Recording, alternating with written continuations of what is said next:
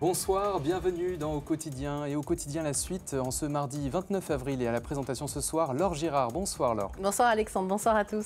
Qui est l'invité de notre journal ce soir? François Pujolas, c'est le directeur des finances publiques en Sarthe. Et il va nous donner des bons conseils pour bien déclarer vos impôts. Oui, parce que c'est en ce moment et vous avez jusqu'au 5 juin pour faire votre déclaration en ligne. Et dans la suite, nous recevons deux invités. Oui, Dominique Benoît Fraud est co-auteur de Je me souviens Le Mans, tome 2 et 1 en réédition. Et elle est accompagnée d'Éric Jamet, éditeur. On en parle tout à l'heure. Ça, c'est dans la suite. Mais tout de suite, on passe à l'actu du jour.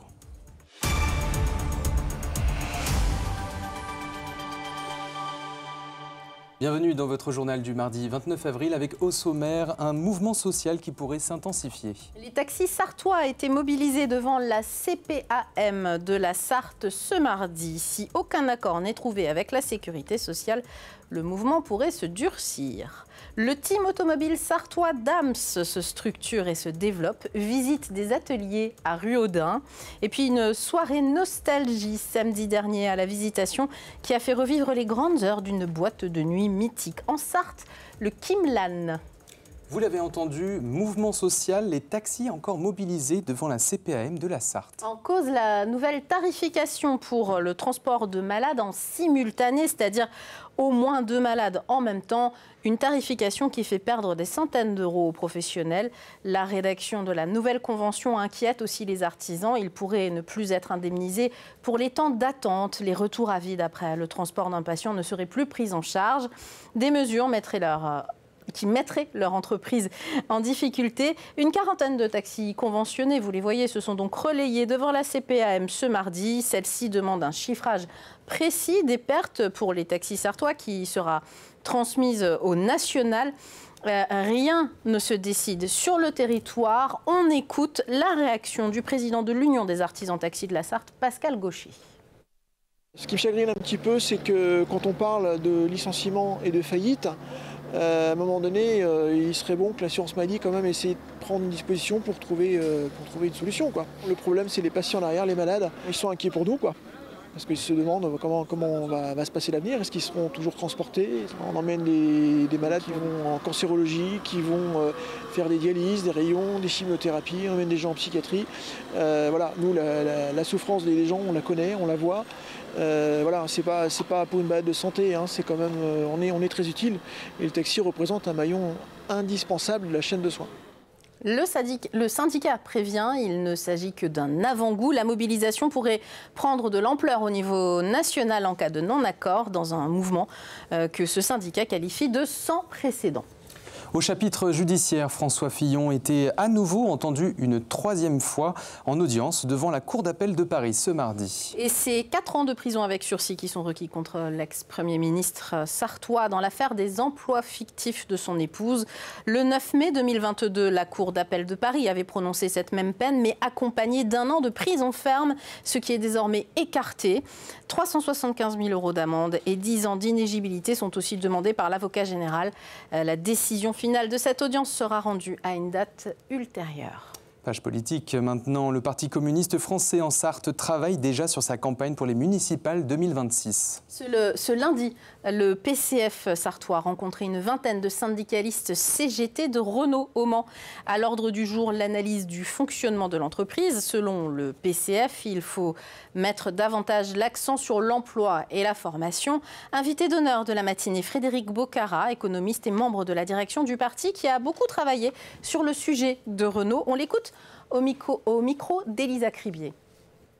Sur 20 ans, j'ai montré qu'on a plus 44% de productivité apparente du travail. C'est à chaque personne produit en volume, en euros constants, 44% de production en plus. De l'autre côté, la productivité apparente du capital, son efficacité, elle baisse de 37%. On est passé d'un ratio où ce qui dominait dans les dépenses, c'était les dépenses humaines et pas les dépenses pour capital, avec le fait qu'aujourd'hui, chez Renault, en 20 ans, maintenant, c'est les dépenses pour le capital qui deviennent dominantes, entre 15 et 20% des dépenses, alors que les dépenses humaines sont maintenant plus de 14%. Ça vaut. On passe tout de suite à l'invité de notre journal et on reçoit François Pujolas, directeur des finances publiques de la Sarthe. Dans l'actu, il est temps de déclarer vos revenus en ligne sur impôts.gouv.fr. Et vous avez jusqu'au 5 juin, 23h59 pour le faire, ou alors jusqu'au 20 mai si vous ne pouvez pas déclarer en ligne et que vous êtes toujours sur papier. Mais d'abord, merci d'être avec nous, François Pujolas. C'est une obligation de déclarer ses revenus, même quand on n'est pas imposable. Il faut le rappeler aux téléspectateurs, ça. Bonsoir, oui, il faut le rappeler, c'est une obligation de déclarer ses revenus. Et ensuite, même si on n'est pas imposable, il faut les déclarer parce que recevoir un avis de non-imposition, ça peut aussi aider un particulier qui a besoin de ce justificatif pour obtenir une prestation sociale, par exemple. Et on peut être sur la déclaration de ses parents jusqu'à 25 ans quand même. Hein. Oui. C'est possible. Effectivement, il faut, à partir de 18 ans, on peut déclarer, mais ce n'est pas forcément une obligation. Par exemple, si on est étudiant et qu'on n'a pas de revenus. C'est pas obligatoire. Ouais, absolument. 85% des Français déclarent en ligne et des Sartois déclarent en ligne. On peut même faire ça sur son smartphone à présent. Vous voyez sur les images. Aujourd'hui, c'est vraiment le numérique qui facilite aussi les choses pour les Français. Il faut le souligner, la plupart des Français, finalement, ont beaucoup moins de démarches à faire aujourd'hui grâce au numérique. Alors, il y a deux choses, en fait. Le numérique, certainement, vous l'avez dit, 85% des foyers fiscaux, en France comme en Sarthe, d'ailleurs, sur les 330 000 foyers fiscaux en Sarthe, déclarent par voie numérique, même si c'est normalement une obligation générale. Mais l'administration fiscale est bienveillante, et même si elle cherche à faire des efforts pour que le papier disparaisse progressivement, nous le faisons de façon progressive et adaptée à toutes les populations. Donc, le numérique, néanmoins, est important. La DGFiP, la Direction Générale des Finances Publiques, évolue. Vous avez fait référence au smartphone. Donc depuis l'an dernier, 500 000 personnes ont déclaré par leur application impôts.gouv. Et cette année, nous allons ajouter 2 fonctionnalités sur l'application impôts.gouv. La possibilité de changer son adresse sur le smartphone et la possibilité d'apporter des corrections à sa déclaration. Une nouveauté d'ailleurs cette année, on commence avec les nouveautés, c'est que si vous avez déjà déclaré en ligne au moins une fois au cours des dernières années, vous ne recevrez plus de courrier des impôts, celui que peut-être vous attendiez dans votre boîte aux lettres au printemps et qui vous rappelait d'une certaine manière qu'il fallait déclarer vos revenus à ce moment-là. Pourquoi ? Alors, l'administration des finances publiques cherche d'une part à faire des économies. Ah oui. Il y a effectivement des fois des incohérences si on déclare en ligne et qu'on reçoit une déclaration papier. Et puis, elle cherche aussi à limiter son empreinte carbone, comme toutes les grandes organisations. Cela étant, la mesure n'est pas appliquée de façon aussi radicale. Donc, nous allons progressivement réduire les envois postaux et après examiner s'il y a des réclamations de façon bienveillante au cas par cas la situation des contribuables.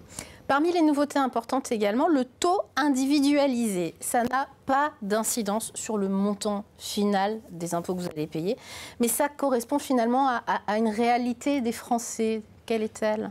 Alors une réalité, en fait, une volonté de rétablir une certaine égalité ou équité dans les prélèvements à la source qui sont opérés dans un couple, puisque il y a à peu près, dans 2 cas sur 3, c'est la femme dans le couple qui a le revenu le moins important. Et si on applique le même taux aux 2 revenus, effectivement, proportionnellement, elle contribuera plus par son prélèvement. Vous l'avez rappelé, heureusement, il n'y a pas de changement, qu'on choisisse de garder ce taux qui devient le taux de référence, à savoir le taux individualisé, ou qu'on veuille revenir au taux foyer, c'est-à-dire le taux commun, le montant de l'impôt dû ne change pas. Mais c'est pour un principe d'équité, finalement. Tout à fait. Finalement, l'administration se met au goût du jour, d'une certaine manière. Absolument.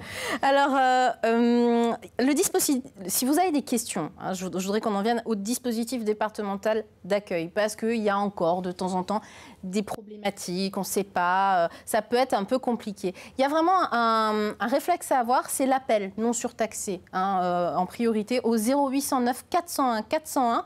Là, vous allez pouvoir discuter et résoudre la plupart des problèmes finalement par téléphone. C'est ce que nous expliquaient vos services. Absolument. En fait, ce numéro, vous avez rappelé, le 0809 401 401, il est ouvert du lundi au vendredi de 8h30 à 19h, donc avec une amplitude horaire plus large que les guichets d'accueil d'accueil et il permet de résoudre la quasi-totalité des demandes qui sont adressées, puisque au bout de la ligne, on a des agents expérimentés des finances publiques qui ont en plus accès à votre dossier fiscal, voilà. Donc, qui sont en situation vraiment de répondre immédiatement à vos demandes. Si vraiment ça ne va pas, on peut prendre un rendez-vous physique. Il y a 6 centres des finances publiques en Sarthe et on va voir la carte. Il y a quand même 27 points France Service. Aujourd'hui, le maillage territorial est réel et important. On peut prendre rendez-vous toujours en appelant ce numéro de téléphone ? On peut prendre rendez-vous en appelant ce numéro de téléphone ou en se déplaçant, puisque les guichets physiques pour l'accueil de proximité, l'accueil physique en Sarthe, il y en a 6 pour les services des finances publiques, au Mans, boulevard de Gaulle, et puis dans 5 autres villes, donc Mamers, La Ferté-Bernard, La Flèche, Montval et Conly. Et il y a bien sûr les 27 France Service que vous évoquiez. Donc il est possible de se rendre en général le matin sans rendez-vous pour au guichet faire état d'une difficulté, exposer sa demande, et si le dossier est un peu plus complexe, qu'on n'a pas la réponse tout de suite, on peut effectivement prendre rendez-vous, soit en se déplaçant, on peut le prendre en téléphonant, on peut le prendre aussi en ligne, parce qu'on peut aussi envoyer des e-contacts, si on a un compte sur impôts.gouv, des mails, et demander un renseignement ou demander éventuellement un rendez-vous. Votre déclaration de revenus, c'est important.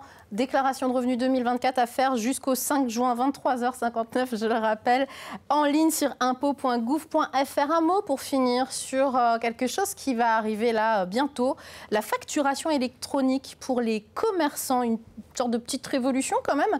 Une réunion publique va être organisée, la première d'une série finalement de réunions sur ce sujet, sur la facturation électronique, le mardi 13 mai à partir de 9h. Dans les locaux de la CCI du Mans. Si vous êtes intéressé, vous pouvez vous inscrire. Il s'agit de quoi au juste ? Alors, d'abord, la facturation électronique s'adresse à toutes les entreprises, quel que soit le secteur, quelle que soit la taille de l'entreprise. Donc, toutes les entreprises françaises qui s'échangent à peu près 3 milliards de factures par an sont concernées par ce projet d'échange dématérialisé de factures, de facturation électronique pour faire court. Pourquoi on le fait ? Parce que c'est moins cher, c'est plus sûr, c'est plus rapide. Là, ça fait gagner du temps. Et ça fait gagner effectivement du temps. Donc il y a un enjeu de compétitivité. Et l'État, bien sûr, est moteur avec les partenaires économiques de ce projet. Et à cœur, ça commence maintenant, de pouvoir faire œuvre de pédagogie, informer, répondre aux questions et accompagner demain, notamment les plus petites entreprises, vers ce système de facturation électronique. Alors pour cette première réunion publique, n'hésitez pas, inscrivez-vous. Ça se passe mardi 13 mai à partir de 9h dans les locaux de la CCI au Mans. Le lien pour le rendez-vous, c'est sur galileo.finance.gouv.fr. Il est un peu complexe, donc ce qu'on va faire, c'est qu'on le met en dessous de notre journal du jour, le mardi 29 avril, sous le journal sur la chaîne YouTube d'LMTV Sarthe. Vous allez retrouver ce lien et vous pourrez, si vous le souhaitez, vous inscrire. Merci 1000 fois d'être venu nous parler de ces nouveautés et de donner les bons conseils aux administrés. Merci. Merci. On poursuit dans l'actu. L'écurie sartoise Dams s'offre un défi de taille cette saison et a besoin de nouveaux talents, Laure. Déjà engagé en Formule 2 depuis 2017, Dams se lance dans la catégorie inférieure, la Formule 3. Pour le team sartois, tout est à construire dans ce nouveau championnat et ça passe par leur atelier à Ruaudin avec une équipe jeune, très jeune même. Alexandre Ferrer. Dans 2 semaines, elle sera sur ses 4 roues pour le Grand Prix d'Imola. 3e course du championnat en Formule 3. Déjà engagée dans la catégorie supérieure F2 depuis 2017, Dams se lance en F3 depuis juillet dernier. Même si on a l'expérience évidemment de la F2, on a eu beaucoup de découvertes en arrivant à F3, des nouveautés, voilà, beaucoup de choses à apprendre. En plus de ça, on a une équipe de mécanos et d'ingénieurs qui sont assez jeunes. Donc pour eux aussi, c'était une grande découverte. 11 personnes pour 3 voitures en Formule 3. Parmi elles, des stagiaires et des alternants, 2 en ingénierie et 1 en mécanique.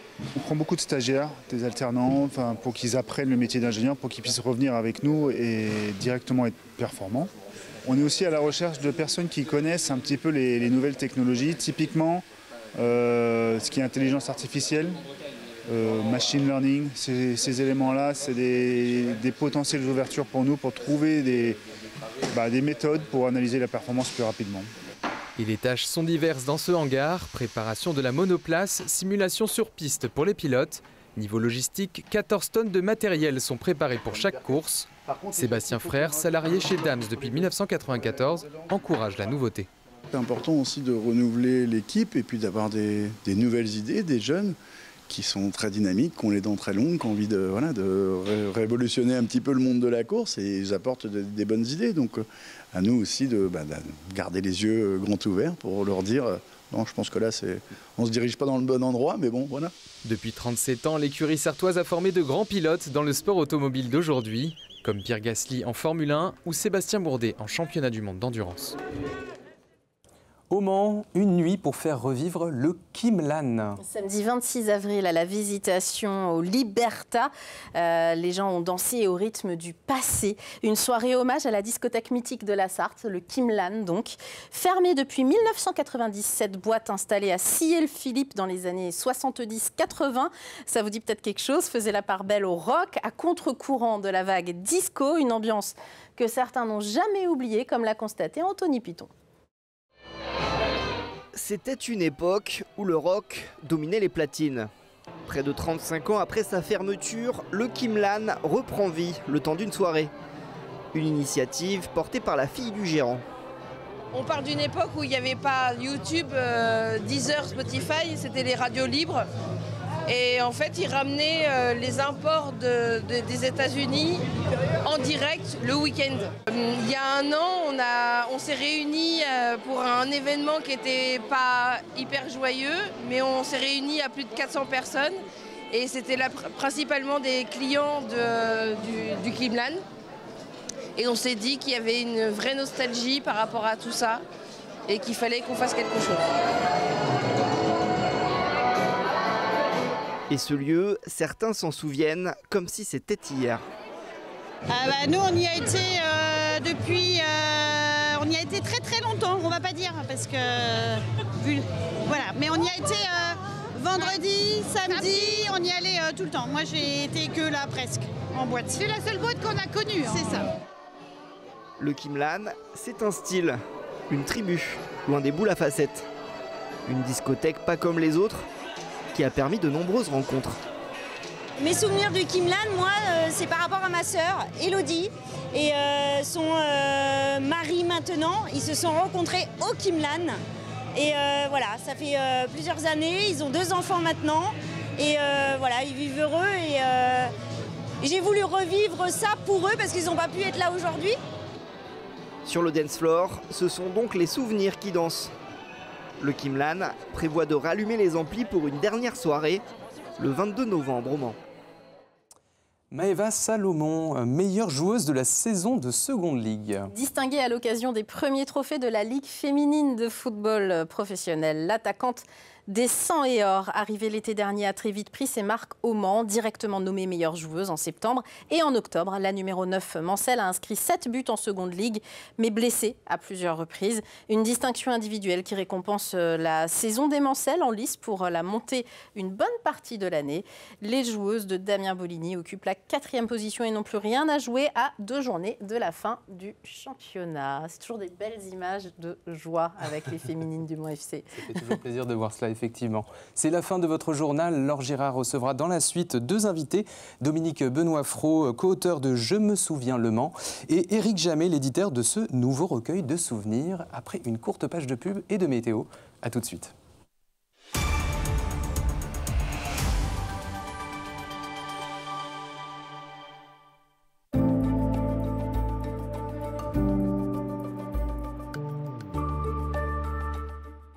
Bonsoir messieurs, dames, ravi de vous retrouver pour ce nouveau bulletin météo. Denis Delcourt pour vous accompagner sur LMTV Sarthe avec pour votre soirée encore des conditions de météo très agréables sur l'ensemble du territoire. À l'image de cette carte, vous le voyez, le ciel restera plutôt bien dégagé. Côté température, celle-ci évolue entre 16 et 18 degrés. Comptez 17 degrés pour Alençon, Mamers ou encore au Mans. Idem pour Saint-Calais ou encore du côté de la Ferté-Bernard. Même chose pour Sillé-le-Guillaume et 1 degré de de plus du côté d'Angers ou encore pour La Flèche. Alors pour la journée de mercredi, vous voyez toujours un beau ciel bleu sur l'ensemble du territoire. Des températures qui au petit matin évoluent entre 10 et 11 degrés. Comptez 10 degrés du côté de Tours, au Mans ou encore à Mamers. Idem pour Alençon, 11 degrés du côté de La Flèche ou encore pour Laval. Pour la suite de votre journée, eh bien toujours ce temps qui restera propice aux activités en extérieur. Parfait pour cette journée des enfants et des températures qui seront plutôt estivales. On sera localement jusqu'à 10 degrés au-dessus des normales de saison. Et c'est entre guillemets normal puisqu'on a toujours ce flux qui reste orienté au secteur sud. Par conséquent, encore de l'air chaud qui vient directement d'Afrique. Comptez 26 degrés pour Alençon ou encore pour Laval. Même chose à Sillegem, 27 degrés à Mamers ou encore au Mans. Jusqu'à 28 degrés du côté de Pont-Valin ou encore à Malicorne. Pour la journée de jeudi, on prend les mêmes et on recommence avec toujours ce beau ciel bleu qu'on va retrouver sur l'ensemble de la région et plus particulièrement sur notre département. Les températures, elles, évoluent entre 26 et 27 degrés. Et pour la journée de vendredi, alors un ciel légèrement voilé, mais rassurez-vous, cela ne devrait pas trop gâcher cette sensation de beau temps. Les températures qui continuent de grimper, mais on affinera tout ça lors d'un prochain bulletin météo. En attendant, je vous souhaite à messieurs dames de passer une excellente soirée.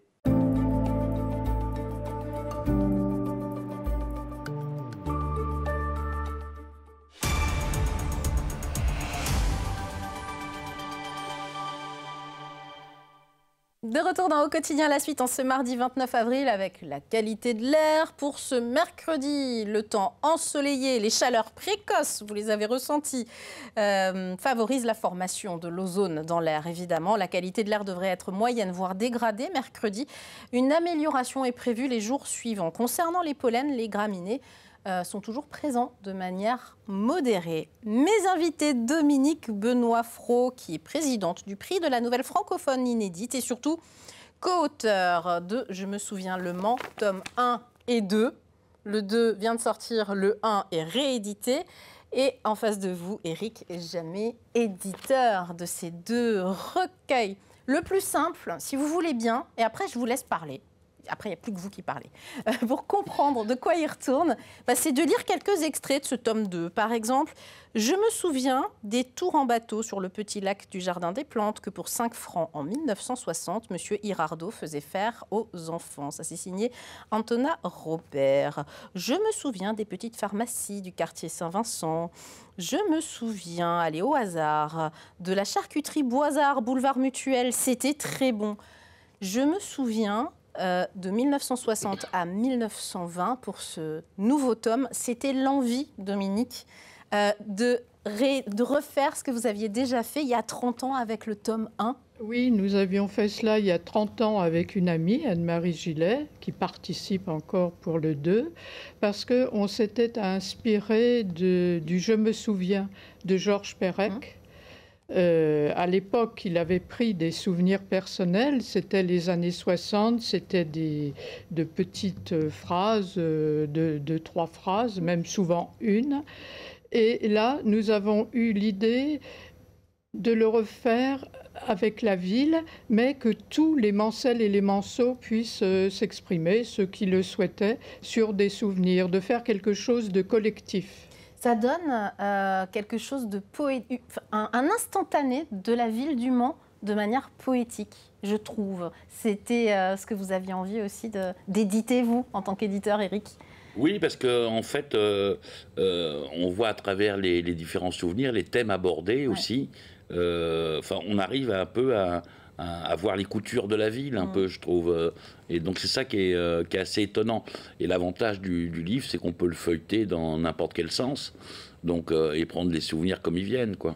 Je me souviens de mon arrivée au Mans. J'arrivais de Tchétchénie et je ne parlais pas un mot de français. Les gens étaient gentils. On me demandait souvent « ça va, ça va ?» Je me demandais pourquoi on me parlait toujours de hibou, parce que chez moi, hibou, ça se dit « ça va ». Louisa Amkadova, par exemple. Ça raconte l'histoire de notre ville.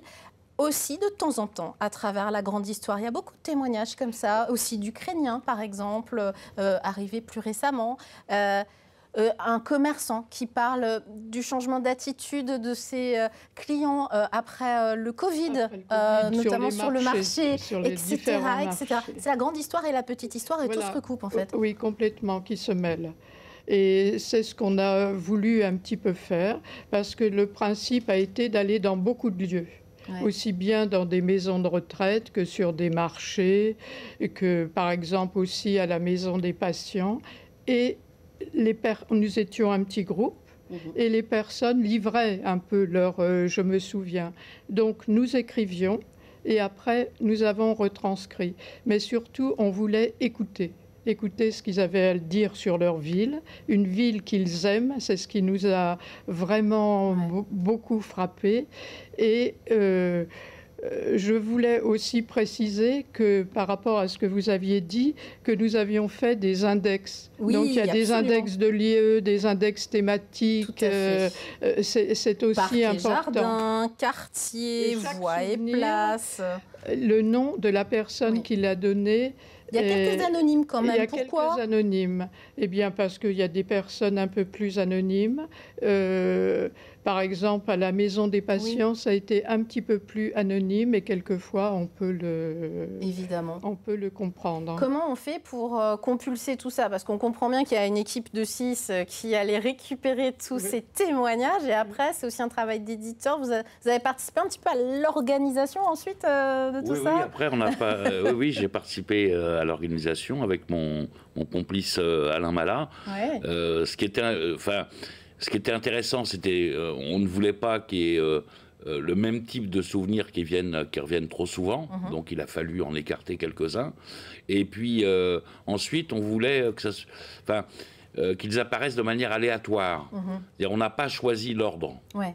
Voilà, pour donner une fraîcheur au document, il n'est pas guidé, quoi. Ça ressemble un peu à de la poésie, du coup. Oui. C'est ce qui fait que, comme c'est pas télescopé et comme on n'est pas quand même dans des cases très, très strictes, ben on lit ça un peu comme un recueil de poèmes. C'est pour ça que je parle de recueil. Je ne sais pas si j'ai raison, mais... Oui, c'est un recueil de souvenirs. Voilà. Oui, absolument. Et entre le premier et le deuxième, le premier 30 ans avant, c'était, je me souviens, 1920-1960, à la fois, il y a une continuité, mais en même temps, on voit que ce n'est pas les mêmes générations. Et c'est vraiment intéressant d'avoir les deux. Moi, je vous le conseille, puisque vous le rééditez. Alors, autant le conseiller, n'est-ce pas ? Et je voulais aussi signaler que dans le 1, nous avions remis tous les souvenirs qui concernent, par exemple, la Seconde Guerre. Oui. Parce que lorsqu'il y a eu là, les 80 ans de la libération du Mans, à ce moment-là, les personnes ont redonné des souvenirs. Oui. Ils étaient enfants, etc. Donc, nous avons voulu qu'il y ait une organisation dans les dates aussi. Le mieux, c'est d'aller voir ces livres, de vous les procurer 14 € le recueil. Alors, dans les bonnes librairies sartoises, Mancel, mais aussi sur Internet, si vous voulez vous le procurer en ligne. Édition du Borrego.com. C'est facile, vous allez les trouver tous les deux. Merci 1000 fois pour ce travail de mémoire poétique, si j'ose dire. Allez, demain, mercredi, dans Au Quotidien, nous recevons l'auteur Thierry Dubuisson qui vient nous présenter son récit intitulé « Ceux du Vivier ». Un domaine aux marches du Perche entre Empire et Belle Époque. Évidemment, il s'agit d'un récit historique, une saga qui nous permet de mieux comprendre la vie de nos ancêtres et l'évolution de nos campagnes au XIXe siècle jusqu'à la Première Guerre mondiale. Tout de suite, c'est mardi soir. Bruno Palmé nous emmène à Chauffour-Notre-Dame pour Plus belle ma Sarthe. Nous, on se retrouve mercredi en direct à 18h30, évidemment. D'ici là, passez de très bons moments sur notre chaîne. Salut.